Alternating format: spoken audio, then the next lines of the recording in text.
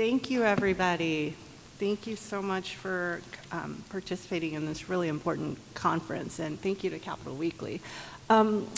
We have some heavy hitters here in this panel, I would like to just give an overview. Preparedness, the last panel touched on this in terms of now wildfires are just a fact of life. A warming climate has brought about hotter, drier seasons.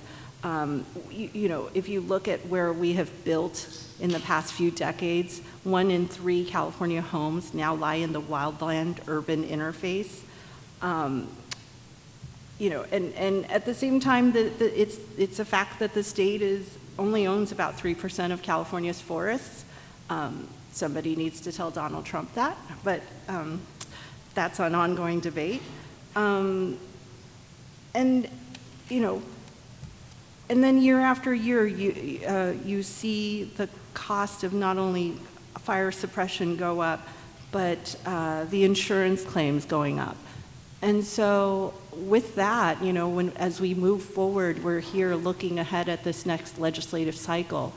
What are some of the achievable solutions, big and small, nominal cost to billions of dollars? We just want to throw out some ideas of what we should be looking toward. And I'd like to I'll start down the line with the Assemblyman Gallagher and let you guys give your opening remarks. Sure. How long did you want there in the beginning? I want to try and keep us on time. 3 minutes. 3 minutes, okay. Yeah. And I know we'll get into some other things. So obviously for me, I represent Paradise, and we're coming up on the 1-year anniversary of the Camp Fire. Tomorrow and Friday I'll be participating with the community on a lot of memorials, and it's been a very somber time up there. Also, at the same time, a lot of hope as people are rebuilding, and people are looking at, hey, how do we build a more resilient community in the long term? And there's actually been a lot of progress on that front. Paradise has gone through their own planning process. They've enacted local ordinances to ensure that buildings that are built are more resilient to fire. All new building has to be built according to the Title VII standards. And so, there's been a lot of good progress, on that front, and we're already actually seeing people rebuilding. Town of Paradise is actually on track, to issue, I think, 500 permits by the end of this year. So this is a very strong community. I think what I would, just because I know I've heard this, and maybe it was alluded to a little bit there, was, where are we building? Well, Paradise has been around for 100 years, okay? It's not a new community that was, built in, over the last few years into, what might be considered a high-risk area. It's been there a long time, and it's very, dedicated community, very closely knit community that has been very fire aware, knowing that, in that area, in these areas, there are fires. I would like to point out, I just read this morning a great story, which I think belies some of the point about land use, is this story in the LA Times about a wedding ring that was found in the Getting fire. Firefighters found this wedding ring, and eventually it made its way back to its owner, and the lady that was the owner of the ring was obviously very delighted to find this wedding ring. It was her mother's wedding ring, and then she began to tell the story of how this is actually the second fire that wedding ring had been through in Los Angeles. In 1961, it went through the Bel Air fire that burned several homes in Los Angeles, including Richard Nixon and his family, who were evacuated during that fire. And then she rebuilt the home, and 50 years later, another fire, the Getty fire, broke out and burned down the home there. So before we start pointing fingers about, oh, this place is good to build and not build, we have fires everywhere, including in some of your most urban areas of the state. And if you don't have fires I'm betting you probably have floods. If you don't have floods, I'm betting you probably have earthquakes. And so I think really the big question for us to be really thinking about going forward is there's threats everywhere. And how do we mitigate the risk of those threats, those very real catastrophic threats that can come? They aren't always every year. There's sometimes these 1 in every 50-year events in the case of this lady, right? And the same thing we have with flooding. I mean, we're sitting here in Sacramento. Let me just tell you, if one of these levees breaks, we're going to have a lot of water here, and it's going to bring a lot of destruction. Hopefully that doesn't happen. And that gets me to my next point, which is we better be putting a whole lot of focus into infrastructure, because those levees have been improved over the years here in Sacramento, but there's many levees that aren't improved and are in much need of deferred maintenance, just like transmission lines and towers that we might have heard about that need a whole lot of infrastructure improvement. We better be figuring out how we put a lot of money and effort into those things that could be the basis for another catastrophic event into the future. And so I do have legislation that you may have heard about where we are saying, look, in terms of the utility infrastructure, which has been the cause of many of these catastrophic fires, we need to figure out how to put more money into that infrastructure. And right now we are spending billions of dollars meeting our RPS mandates that we've already blown past. In the case of PG&E, they have 39% of their power comes from renewable sources. They were supposed to be at 33% by next year. Okay, so they're already at 39%. But then when we look at, hey, where does the rest of their energy come from? Well, it comes from nuclear and hydro mostly that is completely non-carbon emitting. So if our goal is to, reduce carbon emissions from energy source, we're doing a pretty good job on that front. But where we're doing a pretty bad job and blowing smoke out the back is these catastrophic fires. Then in the case of 2018, put 45 million metric tons of carbon into the atmosphere that I would argue would not have been there, actually, not in a normal fire cycle, had we been doing forestry management over the last 50 years or more. And we've allowed fuels to build up in these areas, and that's another major focus. I don't care if the fire starts from a spark from a transmission line or if it comes from a tire blowout in the case of the car fire in Redding. If that spark falls on kindling that's been building up in your forested and vegetated lands over the last 40 years, you're going to have a catastrophic fire. And climate is definitely playing a role in this. It absolutely is, but it's what it's playing is an exacerbating role because, as was said, our fire season is longer. You might argue that winds are blowing faster. Although in the case of the Camp Fire, Jarbo Gap always has had high winds through. It's a canyon, and we have 70-mile-an-hour plus winds that come through there. That's not new, but you're probably not going to change the winds in the next few years, and you're probably not going to change those dry conditions in the next few years. But you certainly can do something about the kindling and the fuel buildups, and you can do something about infrastructure. And I think we better be putting a lot of focus on those two things, at least in the immediate term. Okay. Nicole? I think that's a really good point because you can't change the winds, but if there's a spark and there's an ignition, what you can control is that whether or not your property is ember resistant. And whether you're financially prepared. And listening to you guys, it reminds me, we're Californians. And California was, how the West was won. We're strong people, we're resilient. And we've had, some very difficult catastrophes the last couple of years. And a lot of people, wonder, can you keep living in California? Well, the answer is yes. Like, if you can still live in Florida with the hurricanes, the bottom line is you have to drill down and take individual responsibility and community responsibility. And I think we need to feel empowered against all this difficulty. And these anniversaries on Friday are a really important and somber reminder. And what we all need to do is do what we can. And I do think that a really positive thing that's come out of this tragedy is that it's been a giant wake-up call from the individual to the businesses to our government. And I've been in the industry for a long time, and every year I would do my wildfire preparedness efforts, and I'd get a little bit of coverage, but not really. And I think now this has been such a huge tragedy that people are paying attention, and I want people to feel empowered that they can do something about it. You're right, we can't stop the weather, we can't stop the winds, but you can walk around your house, whether you own it or rent it or whatever, and reduce the embers and reduce the fuel that can be ignited by an ember. And I know there's a lot of problems with non-renewal and things like that, and we will have that discussion.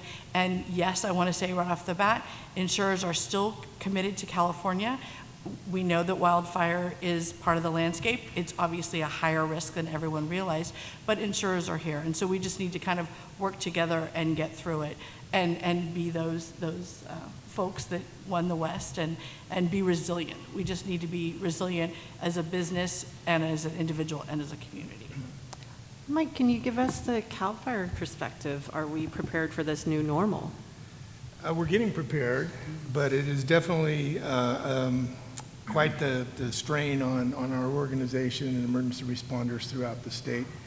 I feel the legislature and the governor's office have been very responsive in trying to support us with additional firefighters, additional engines and aircraft, and additional money for fuel crews to go out and to address the 35 priority projects that are around the 200 most vulnerable communities.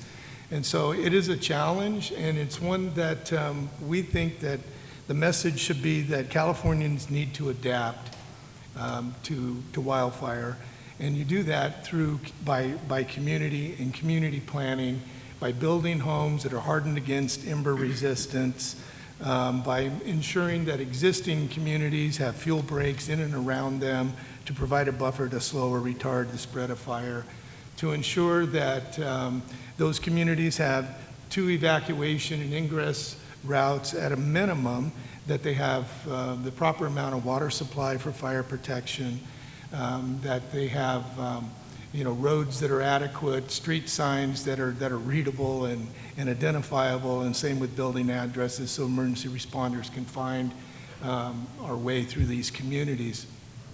And we also need to educate homeowners and communities on the importance of defensible space. We have a very aggressive defensible space inspection program, but we're still falling a little short of our goals every year. It's just because this state is so massive. The number of homes that are in the SRA and now in local responsibility areas. But we have found the key to resilience against fire is having that defensible space around your home. And it starts from the home with a no ignition zone, a 0 ignition zone out 5 feet from your house, and then 100 feet of clearance so that our crews can get in there and prepare your home. Strike teams come in, they can prepare your home and be able to defend your home should they need to. But defensible space is one of the most important things that communities and homeowners can do. And in addition to that, there's a massive education program to continue to remind people to be prepared in the event of a fire and to be prepared to defend themselves, because we can't be everywhere. These fires are moving so fast. They have to be ready to evacuate. Our Ready, Set, Go program is available, information about that on our website, but also our Ready for Wildfire app and website has a ton of information about preparing your home to be resilient and also preparing yourself to escape a wildfire. So that's the challenge that we face. We're up for the challenge, and as I mentioned, the legislature and the governor's office have been very supportive in providing us what we need, but we still have a ways to go. Okay. Mary, how are the hospitals doing? we try every day to be ready for all the different hazards that are going on. Like you mentioned, the floods, the earthquake, we had Ebola, and now we're trying to deal with the power shutoffs with the wildfires. So we're looking at what the hazards are, what our planning is, and then how we can handle it. And it's not only making sure we have the medical care, but the transportation. How not only to get patients in, but staff in, and then how you shelter in place, and how you evacuate when it gets to that time, and how we can continue with care for our communities, because it really does come down to the local communities. So it's quite a bit to be adding on and making sure that we have all these parts.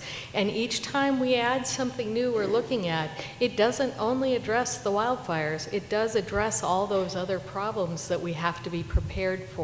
So the more we get ready for this one, the more we're ready for all those other hazards we have too. Well, so I know I'm hearing a lot about personal responsibility, things that homeowners should do, and that's all good. But I obviously there are policymakers here, and you know, I just want to point out between 1990 and 2010, an estimated 45% of new housing was built in wildland-urban interface. So we're talking about suburban sprawl and rural towns like coming up against real landscapes. And so given that dynamic and, you know, our need for our growth, our desire to build and local zoning, I'm wondering, you know, does the state have to step in at some point? I mean, as a government, we restrict where we build in floodplains. You know, we tell people that, hey, you're on a fault line. There could be an earthquake. You've got to take some risks.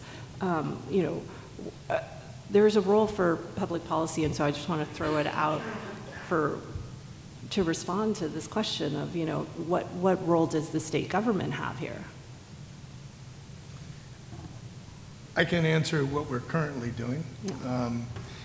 Within the State Fire Marshal's office in our wildland fire prevention program, we have a land use planning program that was a result of Keogh's bill, I think it was in 2012. We've been adding resources to that because we recognize the importance of the land use decisions that are being made out there. And so what we do is we go into communities and we work with local planning, local planners, fire and building officials, and we provide them recommendations on their planning decisions, recommendations on water supply, evacuation routes, the things I mentioned before. And we can provide them with fire history to show them where fires have come through there, where they're planning to build a new community and what the impacts of those fires were.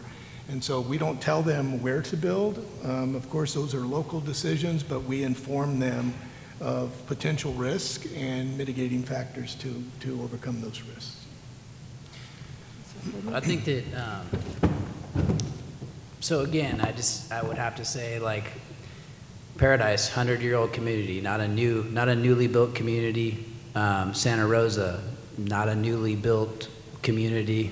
The Kincaid fire threatening areas that are communities that have been around for a long time. Again, a fire in Los Angeles, pretty sure they've been around for a long time as well. You know, so, I mean, show me where it's these new communities that are being built where that these fires are affecting. I haven't really seen that.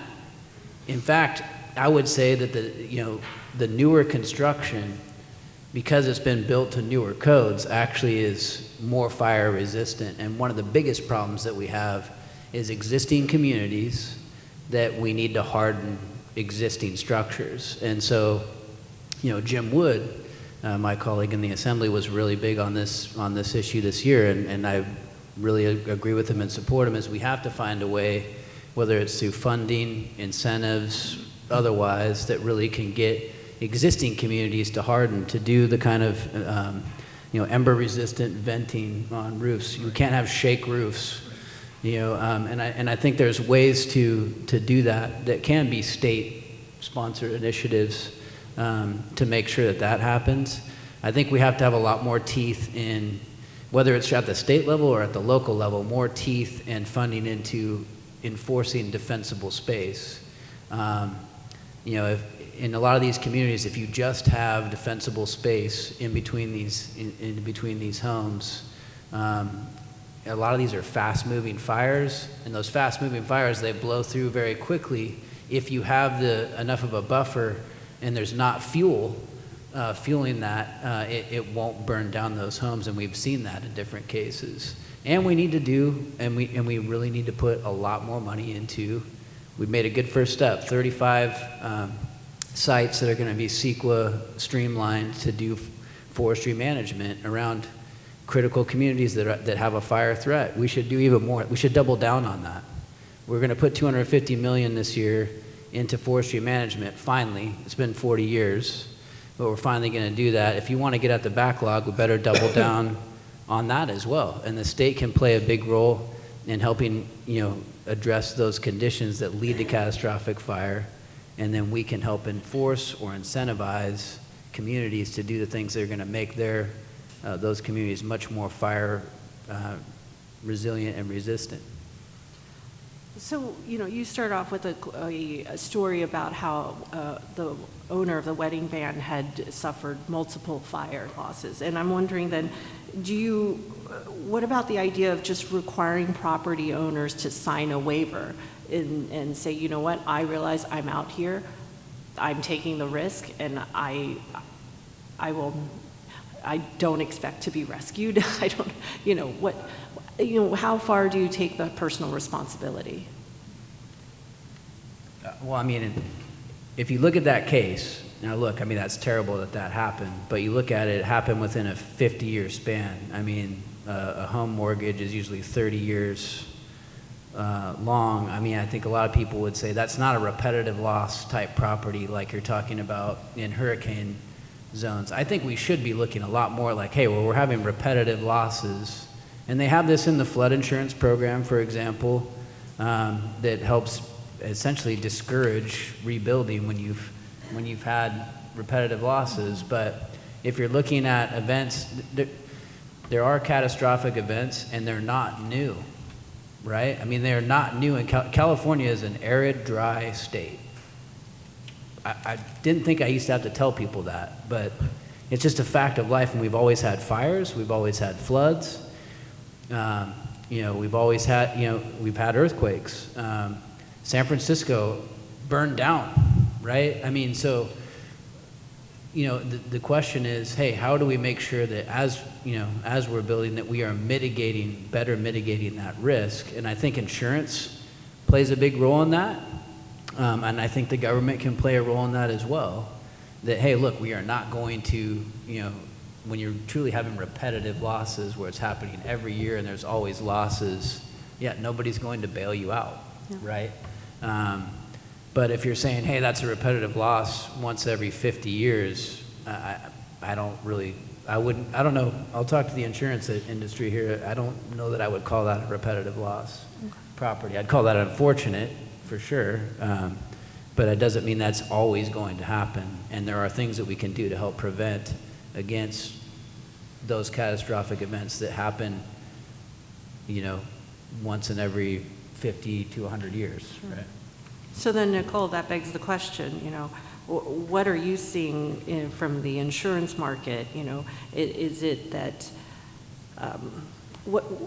give me the overview of what's happening to the insurance market in reaction to these back-to-back calamities. And then I had just had a question of what we're seeing. Are you seeing more insurers canceling policies and saying, you're in a place that's just uninsurable? Or is it that homeowners are under-insuring themselves so that when this happens, they just can't afford to rebuild? Yes and no to all of it. I think California still has a very competitive, healthy, functioning insurance market. However, in some very high-risk areas, folks are they're being non-renewed because their carrier has to manage their solvency. On average, in the last 2 years, insurers paid out, and this is on average, $1.70 for every dollar they took in. If you are running, a mom and pop hamburger stand, if you are paying out $1.70 in your materials and only take in $1, you're not going to have your doors open for a long time. And I also just want to say, it's not about the insurance industry. I'm going to talk about the market. What really matters is the consumers and the policyholders, and that they get the coverage and that they can protect their homes. But we need to make sure that the market stays healthy so that they can offer that product and be there to pay the $25 billion when the fires come. And I think that it's really one thing I just wanted to say to follow up to what you were talking about is public awareness. Like Washington State has had a history of bad fires, and this year they didn't have fires. And it's like, okay, that doesn't mean you take the foot off the gas and stop talking about wildfires. We need a sustained commitment that we all live in California, we all want to stay here, so we all need to prepare financially and physically in our home. And so that's one thing about this, again, is that we need to keep the dialogue going and make preparedness hip.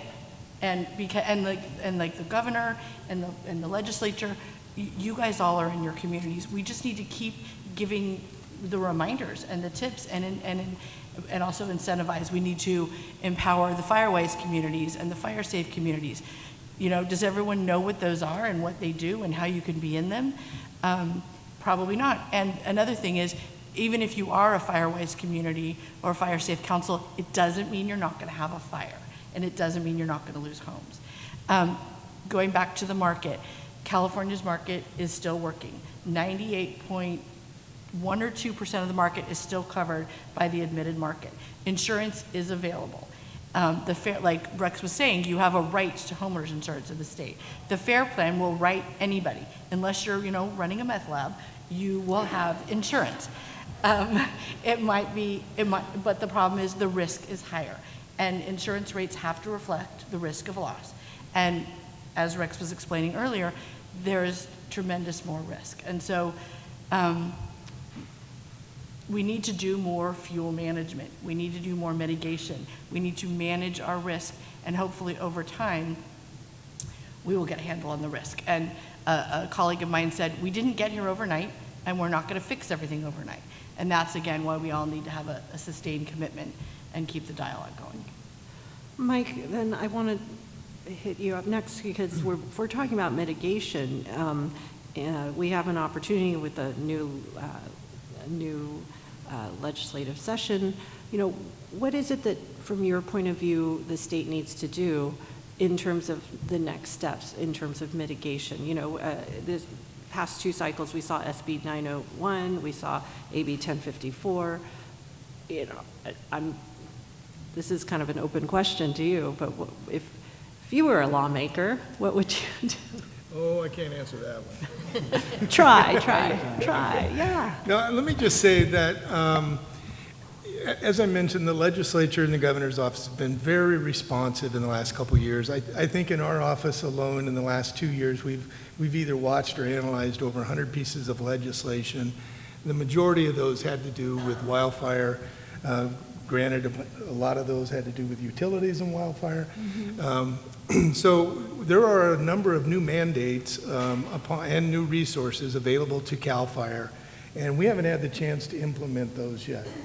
And so we would like to continue to work on implementing. The governor recently signed AB 38 that requires CAL FIRE and OES to develop a home hardening program that's similar to the brace and bolt program through the California Earthquake Commission. We know that's going to be quite a challenge based upon the number of homes that are in the wildland that need to be hardened. But we've taken incremental steps. We have a WUI committee, Wildland Urban Interface Committee, that is representative of Forest Products Association, fire and building officials, academia, excuse me. And, it's a think tank. They make recommendations based upon data on things that we can do to help harden our communities. And they've come out with some very good, based upon some losses in previous fires, simple thing like gasketing around garage doors. UL listed gaskets, require those on homes, make them available. And so Assemblymember Friedman in 2911 required us to develop a low-cost list of retrofit materials that homeowners or contractors can install to help homeowners resist wildland fire and ember intrusion. And that includes, of course, replacing your windows, decking, siding, most importantly, your roofing, maintaining that 100-foot defensible space. And all of that can be very expensive. And so, how do you afford that? How do you pay for that? So that is one of the challenges. But this group has also come up with they've recognized other vulnerabilities. For example, skylights in roofs. And so now there's a requirement to screen those skylights. They're looking at perhaps in the next code cycle requiring Class A roofing on all homes regardless of fire hazard severity. And so things like that are occurring. The legislature is coming up with I've participated in many informational hearings during the winter and the spring where they're gathering information from agencies and from fire and building officials on what can we do, what more can we do. The innovation sprint that the governor put in place through an executive order was also, I think, a great idea where we could have an opportunity to have industry tell us what we should be doing. And so we're in the process of evaluating that and deploying some of those and test driving, if I will, some of those new innovations. So we are doing a lot. It's just the fires have come so fast and furious in the past couple of years. The legislation has come out, the innovation has come out, the technology is rolling out, and we're trying to catch up with it all and implement it all according to appropriate plans. Okay. Mary, I wanted to ask you, from the hospital perspective, you have always known about the risk of wildfires along with earthquakes, floods, but now we have this added twist of blackouts. I'm wondering what is going on with your network in terms of how do you manage to get by when you could be looking at days without power? And we've always been looking at when you have power outages. That's one of the hazards that you can deal with. This is just getting to be longer and more frequent, so we're looking at that, how we can work with it. And it doesn't only affect the things that you think of normally. When we have the PSPS events, schools get closed, and then staff has childcare issues, so you have staffing issues. And then with the wildfires, we have transportation issues because the roads can be closed. Well, last year we were having people drive hours and hours to get to work in Northern California, like 8 hours, work a 12-hour shift, and then you have 8 hours to get home. So it can be quite a few issues there. But it's not only that, it's also our partners, because some of our other healthcare partners, long-term care clinics and things may not have the generator power for these long power outages. So, and the people in home care that are on some of the medical equipment and don't have that long a battery backup or generators in their homes. So we're looking at this whole community of the different things that we have to be prepared for and how we're going to handle it. So there's a lot of work going on right now to see how to handle all these things. Assemblymember, I wanted to ask, you touched upon your proposal to hit pause on the 100% renewable mandate by 2045. And, I should point out the former Senate leader, Kevin De Leon, had responded by saying, well, that's just giving snake oil to a sick patient. I wanted to get your response to that. Sounds like something he would say, but I don't think he can argue with the facts. And the fact of the matter is we have surpassed our renewable goals. And if the goal is to get to non-carbon, and this has been, my dispute with him in the legislature was not about meeting a climate objective. I think we all agree on that. We want to reduce carbon emissions. It's how you're doing it. And so, for instance, in SB 100, it does not allow any of the IOUs to use their large hydro facilities to count towards the RPS. And in the case of PG&E, if you allowed them to count, they'd already be at 85% renewable. That's non-carbon emitting. So we've been doing a really good job of getting the source of our energy from non-carbon producing sources. The problem is that electricity is traveling on a grid that is extremely outdated and is literally sparking fires. We know that. It's a fact. And when those fires spark, it produces a ton of carbon emissions that completely blows out of the water everything that we've done over the last 10 years in reducing carbon in California. For example, like I said, 45 million metric tons of carbon emitted in 2018. In the 2017 fires, it was 36 million metric tons of carbon. That's 9 times more than we reduced carbon in the previous 2 years. So all I'm saying is, let's make better climate investments. Let's make smarter climate investments. And you could put that money into forestry management. And that does a dual thing. It does 2 things. One, and it doesn't get talked about a lot, but it's been identified by many different agencies, including California Air Resource Board. That gives you, it's a more cost-effective way to reduce carbon. I think it's $24 per ton reduced, according to their report. And because what it does is when you have healthy forests that aren't overcrowded, that don't have brush 9 foot tall in the case of the campfire, that is a carbon sink. When you have unhealthy, when you have healthy forests, you have a carbon sink. When you have an unhealthy forest, it's a carbon emitter. So we could be putting more money into this, reducing carbon emissions through forestry health, and at the same time, we're making this safer to help prevent wildfires that not only devastate people's lives and property, they also are a huge carbon emitter. So, look, those are the facts, and I'm just saying, look, let's look at, and I'm open to, hey, I'm not tied to my idea, but hey, how do we make sure that we're getting a better bang for our buck? We're all paying the highest rates in the country when it comes to our utility bills. How do we get a better bang for our buck in terms of getting that money into things that are going to help prevent wildfire and that are really going to get us better reductions in carbon emissions? I think we're hitting the 10-minute remaining mark, and so I'm open to taking questions. Are there any questions? Does anyone have any questions? Or?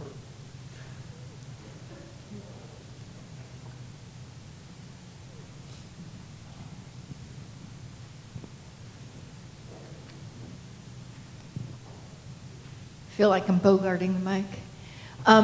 So to both the assembly members' point and then earlier to Rex's point, can anyone, and I don't know who this goes to, speak to the process of building kind of ongoing metrics by which you would measure what a home that was adequately hardened looked like, or what defensible space looks like, so that there is some way of, and I think this is part of the challenge right now with insurance, is that there's no way to actually say, yes, this is what we're looking for and this is not, and that's a problem both for the insurer and for the homeowner. And then the second concern I've heard is that there's no one trained, there are no inspectors who would go use those measurements on a regular basis, or at least not an adequate amount of, I don't even know who that would be. So I'm just wondering if either of you have any information on that. I'm not sure I understand the ask. As it relates to defensible space inspectors, we allocate and fund defensible space inspection personnel in our 21 units throughout the state. And they're funded primarily for about 3 to 4 months a year, because that's when we have the heavy grass season, and so they do this post-rains, post-winter, and before fire season starts, because then we lose all those crews because they're out responding to initial attack. So in that interim, that 4-month period of time, we're able to do over 200,000 defensible space inspections, and our data shows that we're getting compliance on about 82% of our first visits. And at the same time, we're educating the homeowners on the importance, and we're showing them where they're vulnerable on defensible space, and helping to do a public education campaign at the same time. As it relates to the insurance piece of that, I didn't quite get that. I think you're identifying a need and something that we need to focus on, and I think people are focusing on it. You've got the fire officials. There's an organization called the Insurance Institute for Business and Home Safety. They have a lab in South Carolina. I'm actually going there on Friday to do a Get Out the Word campaign on how to physically prepare your house. So we're putting the words out there. But they're fire scientists, and they work with the National Fire Protection Association and the fire officials. on things that you can do to harden your home. But the frustration is that there's not a guarantee. There's not there's not a guarantee that if I do this to my house, it's not going to burn. Also, modelers are trying to look at, different ways to, how do you assess the risk of a fire? And I think that there's a tension going in and looking at that, and it's something that we need to cast light on and keep working. I would add that more research is needed. We're in the process of working with the National Institutes of Standards and Technology, NIST, who's very interested in doing a study of the campfire. And they've studied previous fires and major fires in California. They see some peculiar things here, how fire spread from home to home, and that includes perhaps fences, mulch areas around homes, and outbuildings. And so we're looking at funding that. And I think there's additional research along the lines of home hardening. The Headwaters Economic Report is an excellent resource document, and it does provide some cost analysis for hardening your home, but I think we would benefit from a California version of that economic study. There's a question up here. Yeah. Hi, Brian White with KP Public Affairs. First, I want to commend CAL FIRE and the Newsom administration for the tremendous work you guys have been doing to implement SB 901 and trying to get funding into the system to increase the pace and scale of forest management. And so this question is for both Assemblymember Gallagher and for you, Mr. Richwine. Next year, the legislature may, and even the voters may decide on whether to increase funding through a wildfire or a climate change related type bond to get more funding into the system, and particularly for smaller landowners, as was mentioned in the previous panel. A lot of small landowners just don't have the resources to address the issues that are facing their properties, and there's programs at the state level such as the Forest Improvement Program, CFIP as it's known. I was wondering if you could speak to that and whether or not there can be more incentives for small landowners to actually improve their management on their forests, because they're land rich and cash poor, so it seems like that would be a way to address that. Well, certainly, I think we need to be putting more funding into it because, as I said, we've gotten off to a good start, but there's a huge backlog, as you alluded to, and I do think we need to double down. I actually think we should put more GGRF money into forestry management. We through a deal struck a couple years back, we got the $200 million commitment. And, well, actually, it was part of 901 that Assemblymember Brian Daly was a huge part, and Assemblymember Wood were huge in making sure that got in there, saying, look, you have to get at this underlying problem. I think we should put even more GGRF money into it. Obviously we can talk about bonds, but, we've been doing a lot of bonds. And, fiscally, is that the best way to do things? Why don't we put some of our existing resources, and again, ratepayer dollars that we're all paying, into some of this stuff as well, upgrading infrastructure, et cetera. Instead of, this has got to be a priority in budgets and in existing sources of funds. And if I could just add, SB 901 provided $200 million a year for 5 years, and we have grant programs that are funding forest health initiatives, forest health projects, and also fire prevention grants that are available to communities, to districts, to fire safe councils, non-government organizations that they can use to create fuel breaks and to do public education and to do fire prevention activities in and around their community. And so we are funding those fire prevention efforts through that fund source at this time. But I think to the questioner's point, just the earlier panel, Lori mentioned that we need to be investing probably 10 times what we are doing. $1 billion isn't going to cut it. We need 10 billion. And so I wonder, what could we do if you had that money? Well, as I mentioned before, we've been allocated funding, and we have new responsibilities that we're staffing up and are preparing to go out and to perform and create programs that will provide that assistance. And so I really don't have a comment on how much additional funding we have at this time. Or we need, I should say. I'll just make a little anecdote. 2017, in August, we went and did a tour of a mitigation project, right, it was a fuel management and fuel reduction project up in Tahoe. And I think that and it was a great talk about agreeing to do more controlled burning and getting the environmentalists and the forestry community all on the same page. And I think that the price tag that they were talking about, and this might have just, Mark, tell me if I'm wrong, might have just been for Tahoe, was $13 billion. And that was one project.